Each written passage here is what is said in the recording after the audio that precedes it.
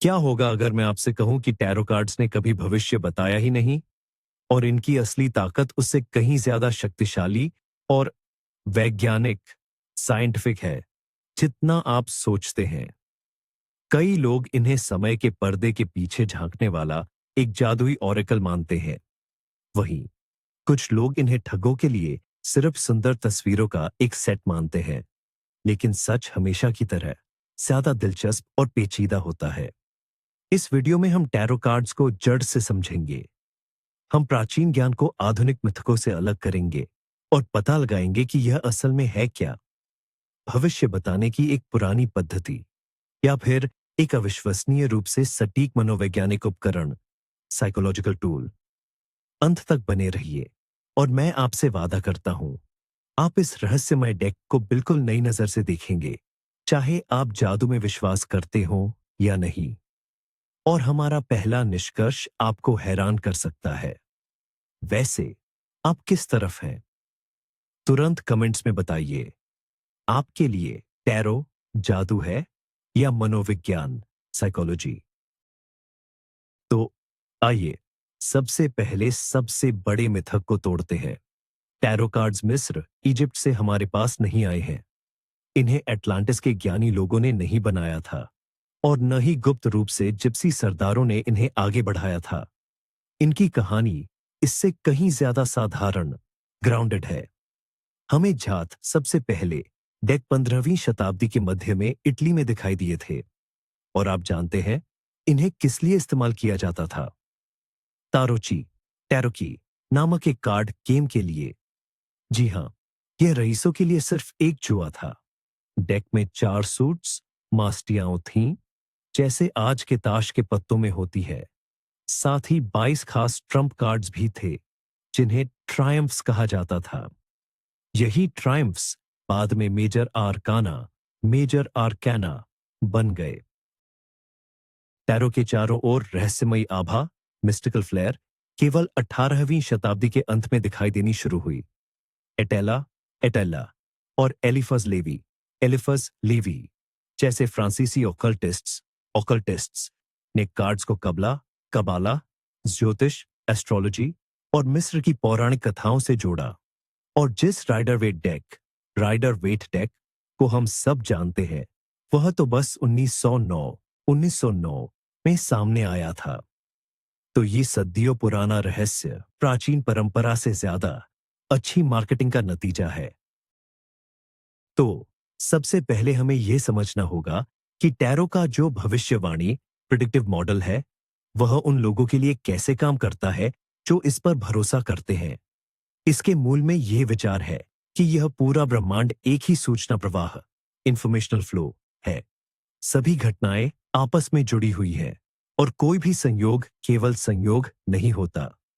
इस संदर्भ में टैरो कार्ड एक ऐसा माध्यम या साधन बन जाते हैं जो हमें इस प्रवाह से जुड़ने में और संभावित भविष्य की जानकारी को पढ़ने में मदद करते हैं। ऐसा माना जाता है कि जब कार्डों को मिलाया जाता है और चुना जाता है, तो सवाल पूछने वाला व्यक्ति अपनी ऊर्जा से या किसी उच्च शक्ति की मदद से उस परिणाम को प्रभावित करता है। इसलिए जो कार्ड सामने आते हैं, वे महज एक यादृच्छिक रैंडम चुनाव नहीं होते, बल्कि पूछे गए सवाल का एक प्रतीकात्मक जवाब होते हैं। यह ठीक वैसे ही है जैसे मनोवैज्ञानिक साइकोलॉजिस्ट कार्ल जंग ने सिंक्रोनिसिटी के सिद्धांत का वर्णन किया था। यह एक ऐसी घटना है जहां 2 या 2 से अधिक घटनाएं जो एक दूसरे से किसी कारण से जुड़ी नहीं होती हैं, वे एक साथ घटित होती हैं और देखने वाले व्यक्ति के लिए उनका एक महत्वपूर्ण अर्थ होता है। रहस्यवादी दृष्टिकोण, मिस्टिकल अप्रोच के समर्थकों के लिए टैरो रीडिंग या कार्ड का फैलना सिंक्रोनिसिटी का ही एक कार्य है, जहां व्यक्ति की आंतरिक स्थिति कार्डों के प्रतीकों के जरिए बाहरी दुनिया में परिलक्षित, रिफ्लेक्टेड होती है। तो अब आइए इसी प्रक्रिया को एक मनोवैज्ञानिक की नजर से देखते हैं। जब हम किसी कार्ड या चित्र को देखते हैं, तो क्या होता है? हम सिर्फ एक तस्वीर नहीं देखते, बल्कि एक ऐसा प्रतीक देखते हैं जो कई अर्थों से भरा हुआ है। और हमारा मस्तिष्क तुरंत इसकी व्याख्या करना शुरू कर देता है।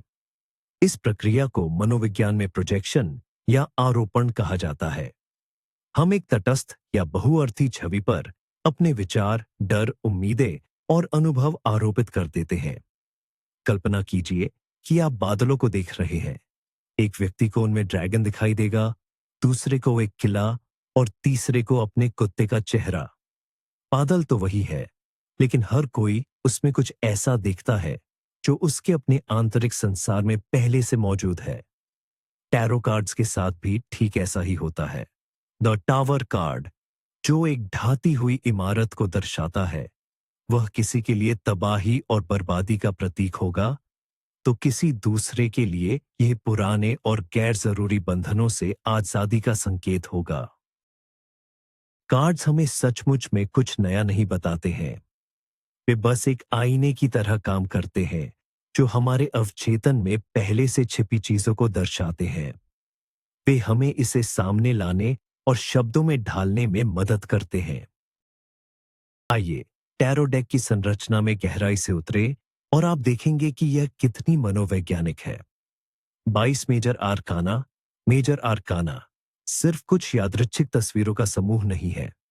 जोसेफ कैंपबेल जैसे कई शोधकर्ता इन्हें नायक की यात्रा, द हीरोज जर्नी का एक रूपक वर्णन मानते हैं। यह एक सार्वभौमिक कहानी है जो अधिकांश पौराणिक कथाओं, परियों की कहानियों और यहां तक कि हॉलीवुड के बड़े ब्लॉकबस्टर्स के मूल में निहित है। यह यात्रा मूर्ख, द फूल कार्ड से शुरू होती है, जो मासूमियत, शुरुआत और शुद्ध क्षमता का प्रतीक है। नायक मूर्ख, हीरो फूल, एक ऐसी यात्रा पर निकलता है जहां वह विभिन्न पुरातात्विक किरदारों से मिलता है और कई परीक्षाओं से गुजरता है। वह जादूगर, जो इच्छा शक्ति और निपुणता दर्शाता है, से मिलता है। सम्राज्ञी, जो रचनात्मकता और पोषण का प्रतीक है, से। और फिर सन्यासी, जो अकेलेपन में ज्ञान की खोज करता है, से। उसे शैतान, मोह और आसक्तियों का सामना करना पड़ता है, और ए डॉवर, पुरानी मान्यताओं के विनाश के अनुभव से गुजरना पड़ता है। इस पथ का अंतिम बिंदु है विश्व, द वर्ल्ड कार्ड, जो पूर्णता, सामंजस्य और चक्र के समापन का प्रतीक है। इस प्रकार मेजर आर्काना के किसी भी रीडिंग को भविष्यवाणी के बजाय एक निदान के रूप में देखा जा सकता है। आप इस समय अपनी व्यक्तिगत नायक की यात्रा के किस चरण में हैं? नायक की यात्रा, द हीरोज जर्नी का विचार उस आर्केटाइप, आदिम रूप की अवधारणा से गहराई से जुड़ा है, जिसे कार्ल गुस्ताव जुंग ने मनोविज्ञान के क्षेत्र में प्रस्तुत किया था। आर्केटाइप्स सार्वभौमिक, जन्मजात विचार और छवियों के मॉडल होते हैं, जो पूरी मानवता के सामूहिक अचेतन, कलेक्टिव अनकॉन्शियस में समाये हुए हैं। ये ऐसे मूलभूत पात्र या कहानियां हैं जिन्हें किसी भी संस्कृति का व्यक्ति सहजता से समझ लेता है। उदाहरण के लिए, ज्ञानी वृद्ध, महान मां, ट्रिक्स्टर और स्वयं नायक। जुंग का मानना था कि ये आर्केटाइप्स हमारे सपनों, मिथकों, कला और कल्पनाओं में प्रकट होते हैं। अब जरा टैरो के मेजर आर्काना प्रमुख पत्तों को देखिए। क्या वे शुद्धतम आर्केटाइप्स की एक गैलरी नहीं है? सम्राट, द एम्परर, पिता, संरचना, अधिकार और व्यवस्था का आर्केटाइप है। उच्च पुजारिन, द हाई प्रीस्टेस, अंतर्ज्ञान, रहस्य और छिपे हुए ज्ञान का प्रतीक है। प्रेमी, द लवर्स, चयन और विपरीत ध्रुवों के मिलन का आर्केटाइप है। शक्ति, स्ट्रेंथ, सिर्फ कच्ची शारीरिक ताकत नहीं है, बल्कि ये आंतरिक बल और अपने भीतरी जानवरों को वश में करने की क्षमता का आर्केटाइप है। जब हम इन पत्तों के साथ काम करते हैं, तो हम अनिवार्य रूप से अपनी ही मनोवृत्ति या मानस के इन गहरे हिस्सों के साथ संवाद स्थापित कर रहे होते हैं। यह कार्ड हमें यह पहचानने में मदद करता है कि वर्तमान में हमारी जिंदगी में कौन सा आर्केटाइप सक्रिय है और उसकी ऊर्जा हमारे कार्यों को किस तरह प्रभावित कर रही है। अगर मुख्य अरकाना, मेजर आर्केना, जीवन के विशाल आदि रूप, आर्केटाइप्स और बड़े मोड़ होते हैं, तो गौण अरकाना, माइनर आर्केना हमारी रोजमर्रा की जिंदगी के छोटे छोटे पहलुओं को दर्शाते हैं। ये 4 मास्तियों सूट्स में विभाजित है। हर मास्ती मानव अनुभव के एक निश्चित क्षेत्र को संभालती है और यह आधुनिक कोचिंग कोचिंग में जीवन के क्षेत्रों के विभाजन से बहुत ज्यादा मिलता जुलता है। सबसे पहले वेंड्स वेंड्स की मास्ती है जो अग्नि तत्व से जुड़ी है। यह हमारी ऊर्जा, जुनून, रचनात्मकता, करियर और महत्वाकांक्षा को दर्शाती है। इसे सीधे शब्दों में कहें तो यह हर वह चीज है जो कार्य और आत्म साक्षात्कार सेल्फ रियलाइजेशन से संबंधित है। फिर आती है कप्स या पियालोन की मास्ती जो जल तत्व से जुड़ी है। यह हमारी भावनाओं की दुनिया है, हमारे एहसास, रिश्ते, प्रेम और अंतर्ज्ञान, इंट्यूशन। तलवारों सोर्डजाइट की मास्ती वायु तत्व से संबंधित है। यह हमारे मस्तिष्क, विचारों, नई सोच, संचार का क्षेत्र है। साथ ही यह उन संघर्षों और जरूरी फैसलों से भी जुड़ी है जो हमें लेने पड़ते हैं। और आखिर में पेंटिकल्स या डिस्काउंट की मास्ती आती है। यह पृथ्वी तत्व है और यह हर उस चीज को कवर करती है जो भौतिक दुनिया से जुड़ी है, जैसे कि पैसा, स्वास्थ्य, काम, घर और हमारा शरीर। जब हम किसी रीडिंग में गौण अरकाना के कार्ड देखते हैं तो हम बहुत ही ठीक तरीके से विश्लेषण कर सकते हैं कि इनमें से हर जीवन क्षेत्र में क्या हो रहा है और हमारी खुशी या चिंता का असल स्रोत कहां है। ताश के जरिए भविष्यवाणी या कहें तो ताश के माध्यम से मनोवैज्ञानिक परामर्श की यह पूरी प्रक्रिया अपने आप में एक बहुत ही महत्वपूर्ण तंत्र है। चलिए इसे हम रिचुअल यानी विधि का नाम देते हैं। जब कोई व्यक्ति अपनी कोई उलझन या सवाल लेकर आता है तो वह पहले एकाग्र होता है। वह ताश फेंकता है और फिर उन्हें एक निर्धारित रूपरेखा स्प्रेड में सजाता है। मनोविज्ञान की दृष्टि से इस दौरान क्या होता है? रोजमर्रा की भागदौड़ और चिंताओं से अलग एक विशेष वातावरण बनाया जाता है। यह एक तरह से साइकोलॉजिस्ट के केबिन जैसा माहौल तैयार करता है। यह विधि व्यक्ति को बाहरी दुनिया से हटाकर उसके आंतरिक जगत पर ध्यान केंद्रित करने में मदद करती है। ताश का निरंतर फेंटना एक हल्की ध्यान अवस्था, मेडिटेटिव स्टेट उत्पन्न कर सकता है, जहां हमारा तार्किक मन थोड़ा शांत हो जाता है। इससे हमारी अंतरात्मा की आवाज यानी सहज ज्ञान और अवचेतन मन की प्रक्रियाएं सामने आने लगती हैं। आप अपनी समस्या को समय और महत्व दे रहे हैं। यह तथ्य अपने आप में ही काफी उपचारी, थेरेप्यूटिक है। और जो ताश का विन्यास होता है जिसमें हर स्थिति का एक निश्चित अर्थ होता है, जैसे अतीत, वर्तमान, छुपे हुए कारण, वह हमारे अनियमित विचारों को एक संरचना प्रदान करता है।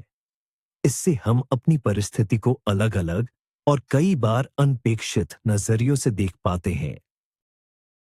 टैरो के कारगर होने का जो मुख्य आधार है वह है कहानी कहने की शक्ति यानी स्टोरी टेलिंग। टैरो रीडिंग सिर्फ अलग अलग भविष्यवाणियों का संग्रह नहीं होती, यह असल में एक पूरी कहानी को बुनने का ढांचा होती है। टैरो रीडर या खुद कार्ड निकालने वाला व्यक्ति एक कहानी सुनाने वाले की भूमिका निभाता है। उसका काम होता है कि वह अलग अलग कार्ड्स पर मौजूद प्रतीकों को एक साथ जोड़े और एक सुसंगत, तार्किक और समझने लायक कथा बनाए। जैसे यह कार्ड अतीत से आया, यह वर्तमान की स्थिति है और यह उसका संभावित परिणाम हो सकता है। मानव मस्तिष्क कहानियों को बहुत पसंद करता है।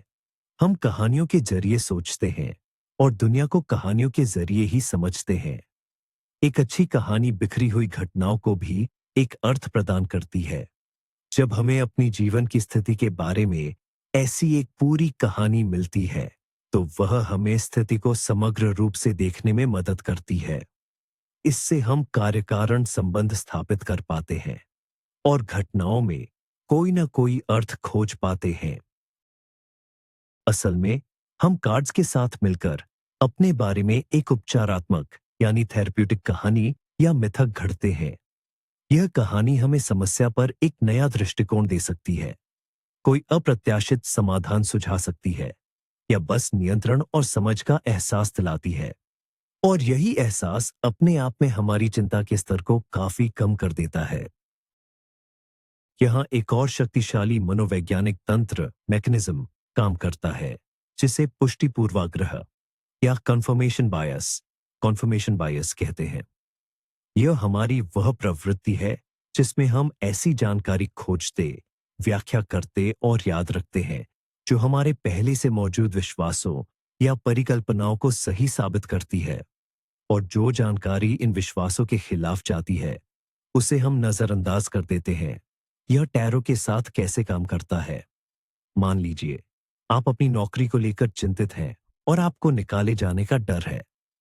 टैरो रीडिंग में आपको तलवारों का 10 ऑफ सोर्ड्स कार्ड मिलता है, जिस पर 10 तलवारों से बिंधा हुआ एक व्यक्ति दिखाया गया है। आपका दिमाग तुरंत इस कार्ड को पकड़ डीएच लेगा और कहेगा, देखा, मुझे पता ही था, अब सब खत्म हो गया। आप पास के सूर्य द सन कार्ड, जो सफलता और खुशी को दर्शाता है, या पेंटिकल्स का इक्का एस ऑफ पेंटिकल्स, जो एक नए अवसर की बात करता है, उसे अनदेखा कर देंगे। आप सिर्फ वही व्याख्या चुनेंगे जो आपके डर से मेल खाती है। यही वजह है कि टैरो रीडिंग अक्सर इतनी सच्ची लगती है। वे भविष्य नहीं बताती, बल्कि उन बातों को उजागर करती है जिन पर हम पहले से विश्वास करते हैं या जिनसे हम अवचेतन सबकॉन्शियस स्तर पर डरते हैं। एक अच्छा टैरोलॉग, टैरो रीडर यही करता है। वह आपको सिर्फ उस हिस्से को नहीं जो आपके डरों को पुष्टि देता है, बल्कि पूरे चित्र को देखने में मदद करता है। अक्सर कहा जाता है कि टैरो के साथ काम करने के लिए सहज ज्ञान, इंट्यूशन जरूरी है। पर यह सहज ज्ञान आखिर है क्या? रहस्यवादी अर्थ में इसे बाहर से, यानी किसी उच्च या दैवीय शक्ति से जानकारी प्राप्त करने की क्षमता माना जाता है। लेकिन संज्ञानात्मक मनोविज्ञान, कॉग्निटिव साइकोलॉजी के नजरिए से देखें तो सहज ज्ञान हमारे पिछले अनुभवों पर आधारित जानकारी की तेज और अचेतन अनकॉन्शियस प्रोसेसिंग का परिणाम है। यह हमारे मस्तिष्क की वह क्षमता है जो लंबे तार्किक विश्लेषण को दरकिनार करते हुए तुरंत पैटर्न को पहचान लेती है और निष्कर्ष निकाल लेती है। जब कोई अनुभवी टैरो विशेषज्ञ किसी रीडिंग को देखता है तो वह केवल अलग अलग कार्ड्स को नहीं देखता, वह पूरी तस्वीर देखता है। कुछ खास सूट्स, मास्टरों की प्रधानता, दोहराए जाने वाले अंक और प्रतीकों का आपसी तालमेल। हजारों रीडिंग पर प्रशिक्षित उसका दिमाग इन नमूनों, पैटर्न्स को तुरंत पकड़ लेता है और एक संपूर्ण व्याख्या प्रस्तुत करता है।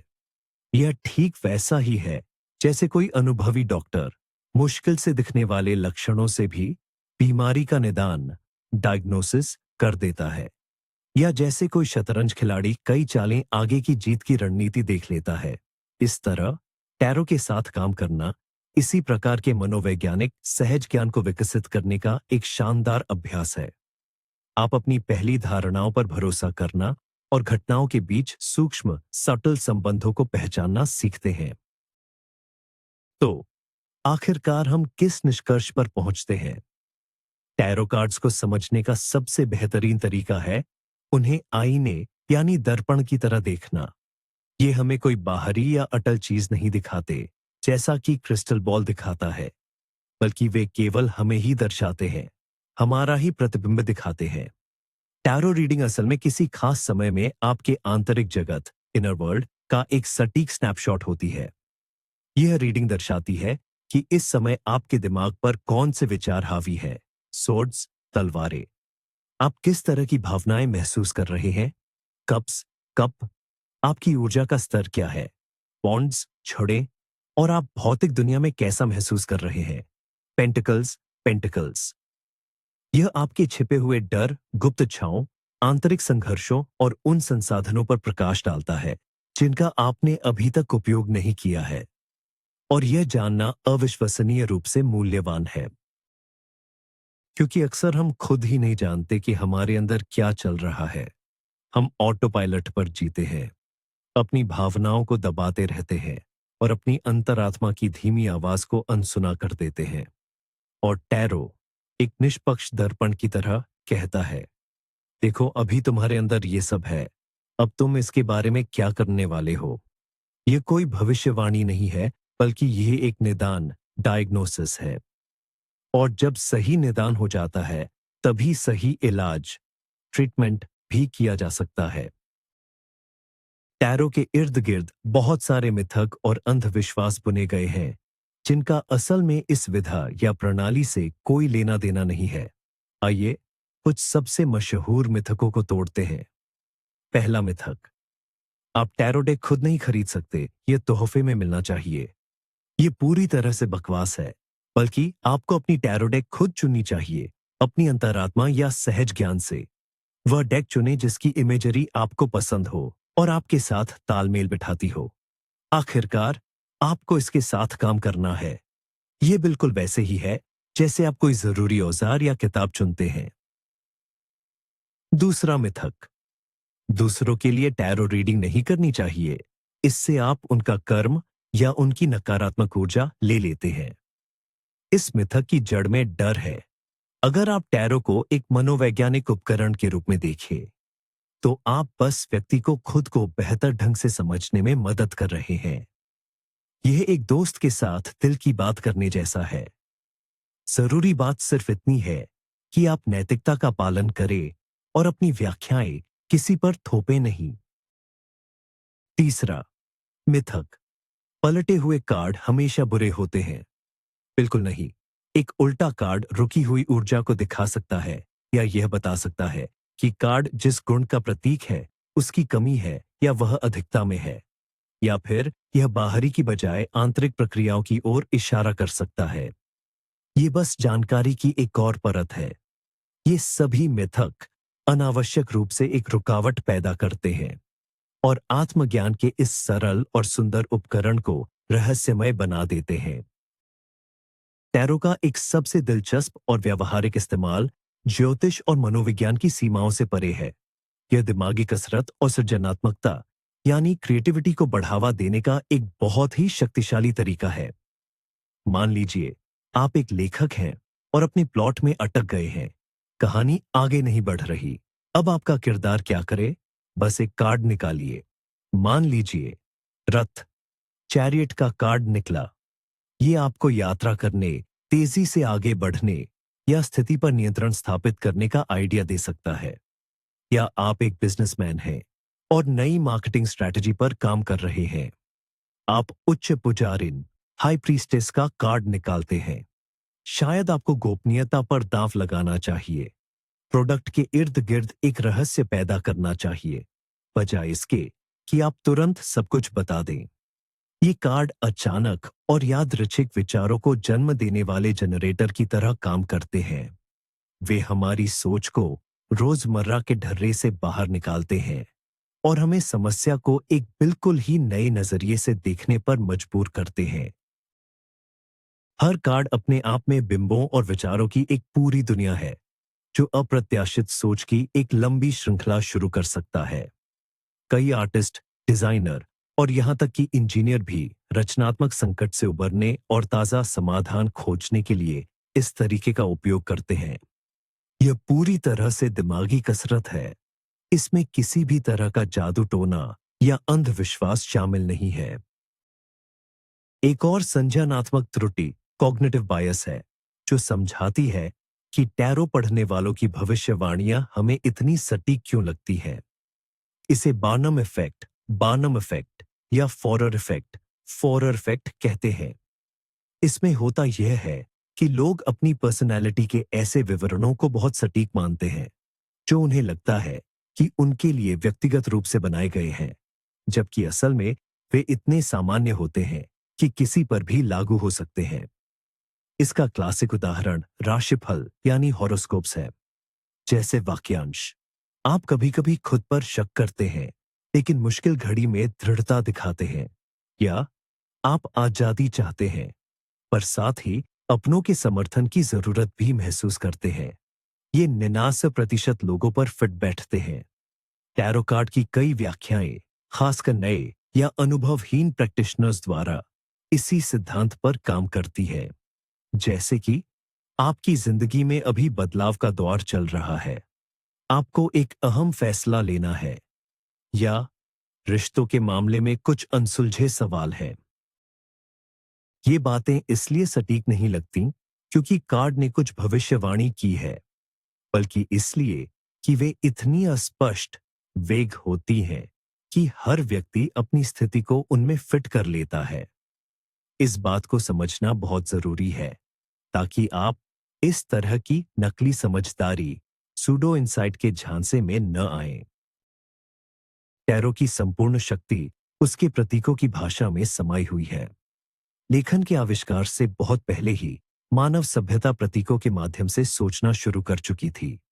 गुफा चित्र, नक्काशी, धार्मिक चिन्ह, ये सभी जटिल विचारों को एक सरल और प्रभावशाली छवि के माध्यम से व्यक्त करने का तरीका है।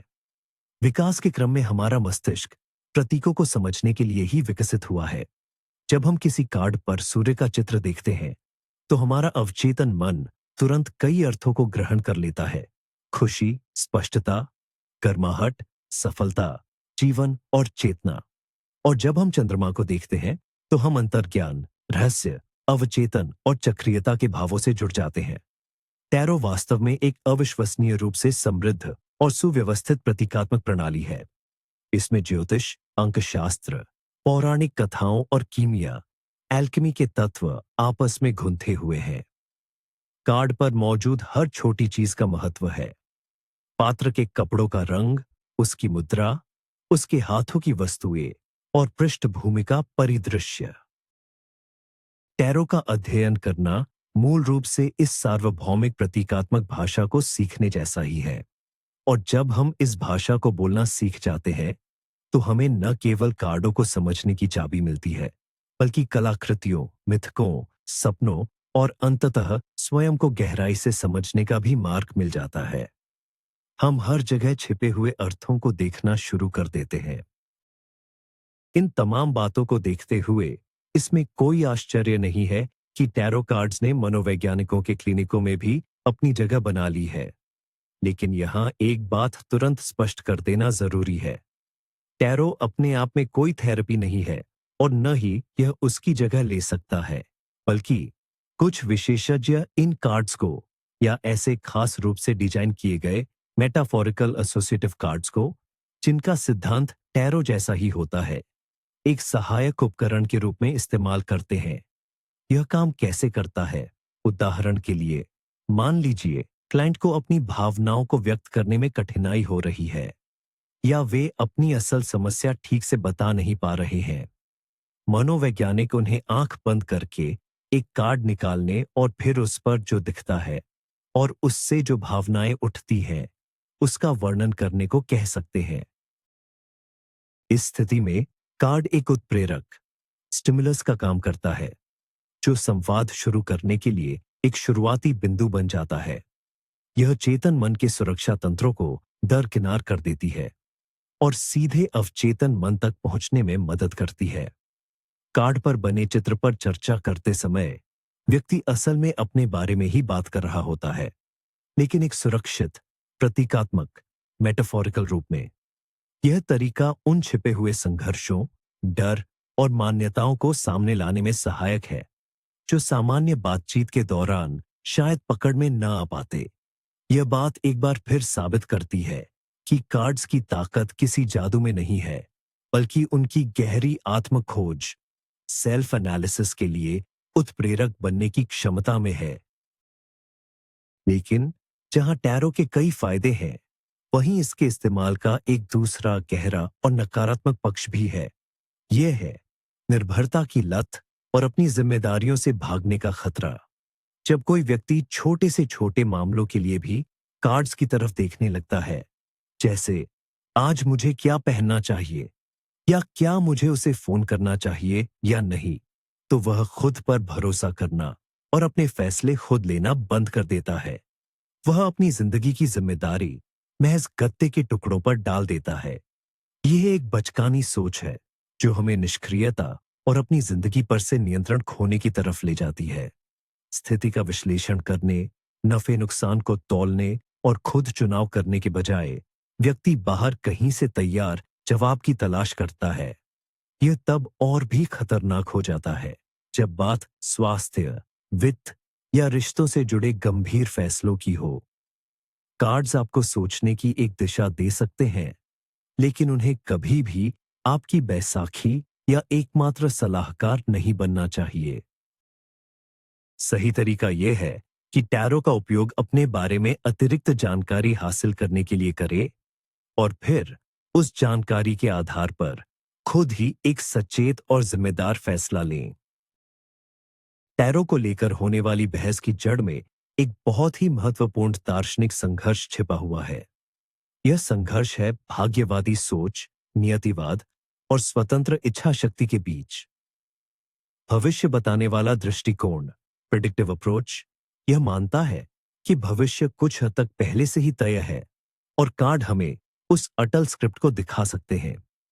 इस दृष्टिकोण के अनुसार हम तो बस अपनी नियति के रंगमंच पर निष्क्रिय दर्शक हैं। इसके विपरीत मनोवैज्ञानिक दृष्टिकोण, साइकोलॉजिकल अप्रोच, यह दावा करता है कि भविष्य कहीं लिखा हुआ नहीं है। इसके कई आयाम हैं और यह हमारे हर रोज के चुनाव और कर्मों से बनता है। इस संदर्भ में टैरो यह नहीं दिखाता कि क्या होगा, बल्कि यह दिखाता है कि क्या हो सकता है अगर कार्ड आपके वर्तमान व्यवहार और मनस्थिति के आधार पर घटनाओं के सबसे संभावित रास्ते, वेक्टर को दर्शाते हैं। अगर आपको यह दिशा पसंद नहीं है, तो आपके पास इसे बदलने की पूरी शक्ति है।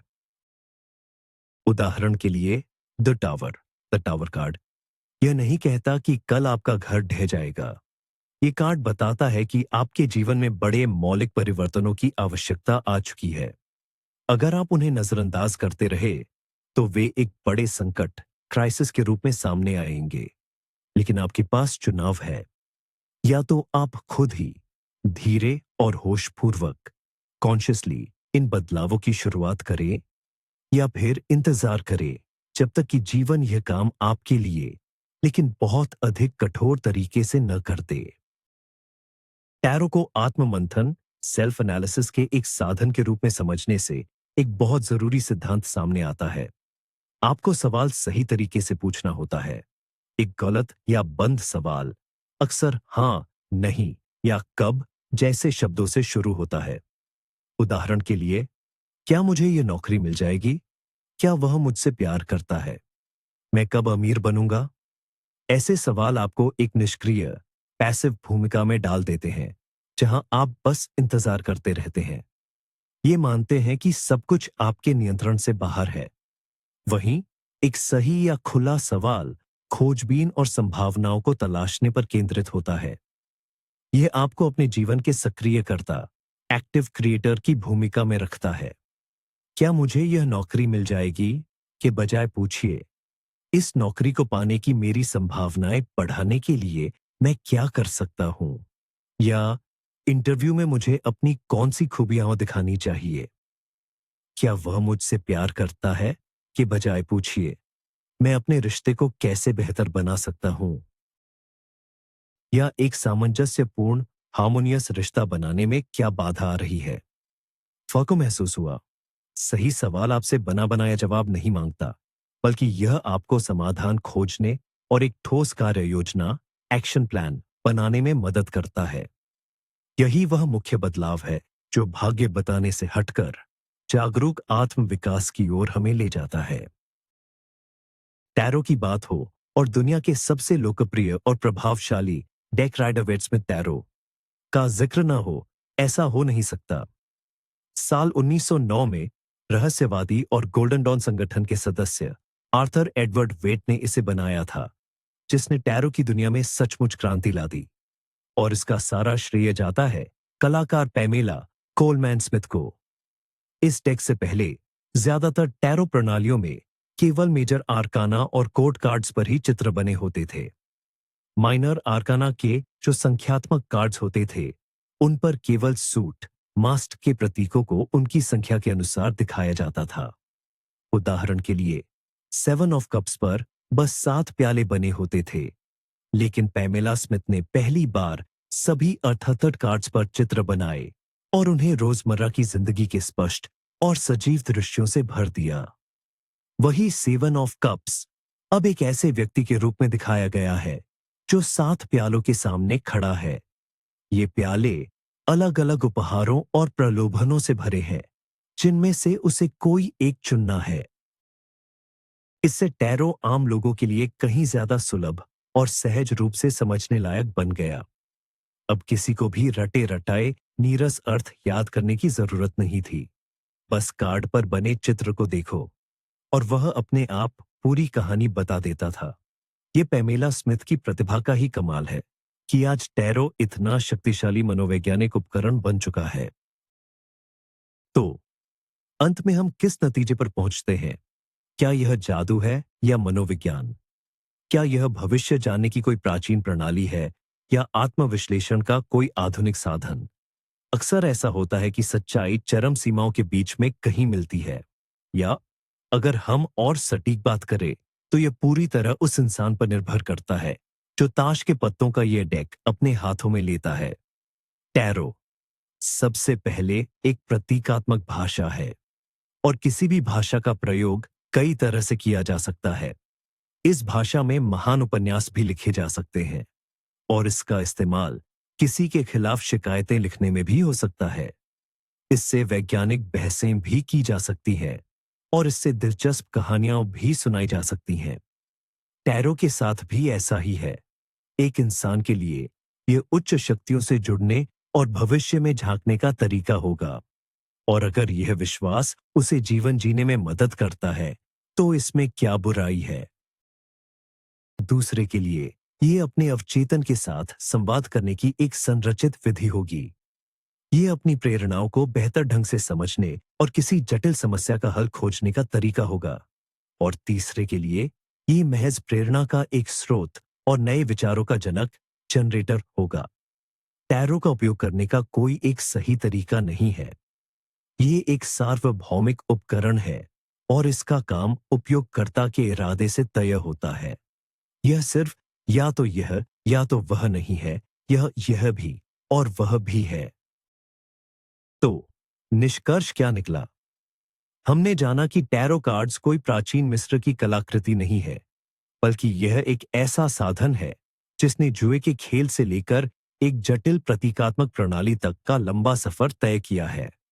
इनका जादू किसी लिखी हुई किस्मत को बताने में नहीं है, बल्कि हमारे अवचेतन मन का आईना बनने की उनकी अद्भुत क्षमता में है। प्रक्षेपण, प्रोजेक्शन, आर्किटाइप्स और कथा कहने की शक्ति की मदद से टैरो हमें हमारे छुपे हुए डर, इच्छाओं और आंतरिक संघर्षों को सामने लाने में मदद करता है। ये हमें स्थिति को एक नए नजरिए से देखने का मौका देता है। इसलिए अगली बार जब कोई मृत्यु डेथ का कार्ड निकाले तो घबराइए मत। यह किसी शारीरिक अंत की भविष्यवाणी नहीं, बल्कि एक जरूरी रूपांतरण या बदलाव का शक्तिशाली प्रतीक है। हो सकता है कि यह आपका अवचेतन मन चिल्ला रहा हो, अब कुछ बदलने का समय आ गया है, और यह किसी भी भविष्यवाणी से कहीं ज्यादा मूल्यवान है। यह वीडियो अंत तक देखने के लिए धन्यवाद। मुझे उम्मीद है कि आपको कुछ नया और दिलचस्प जानने को मिला होगा। अगर ऐसा है तो चैनल को सब्सक्राइब करना और लाइक करना न भूलें। यह हमें आगे बढ़ने में बहुत मदद करता है। और अब आपके लिए मेरा मुख्य सवाल है, यह सब सुनने के बाद आप व्यक्तिगत रूप से टैरो के बारे में क्या सोचते हैं? क्या आप इन्हें भविष्यवाणी का साधन मानते हैं, एक मनोवैज्ञानिक अभ्यास, या महज खूबसूरत तस्वीरें? अपनी राय कमेंट्स में जरूर बताएं। आपके विचार पढ़ना बहुत दिलचस्प होगा।